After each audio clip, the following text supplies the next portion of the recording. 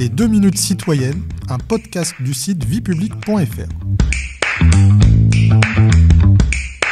Bonjour à tous, je suis Delphine, rédactrice pour le site viepublique.fr et je vais vous expliquer comment est organisé un ministère. Chaque ministère dispose d'une administration centrale, composée d'un cabinet et de direction centrale, ainsi que de services déconcentrés répartis sur l'ensemble du territoire. Alors, comment sont organisés les services centraux ?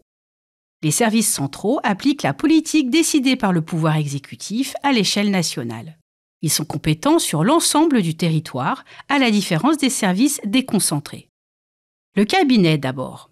Il est composé des collaborateurs directs du ministre qui sont chargés de le seconder dans ses missions.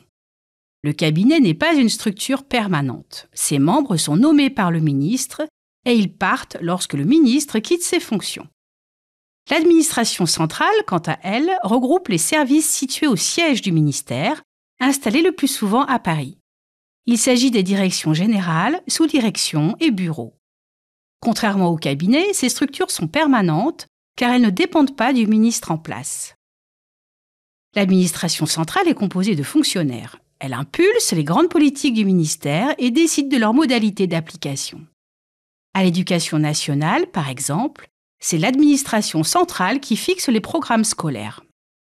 Venons-en maintenant aux services déconcentrés. Quel est leur rôle ? Les services déconcentrés mettent en œuvre localement les politiques décidées au niveau central.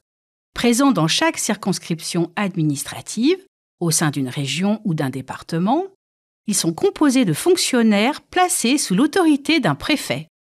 Le rôle du préfet est de représenter l'État en tenant compte des particularités locales.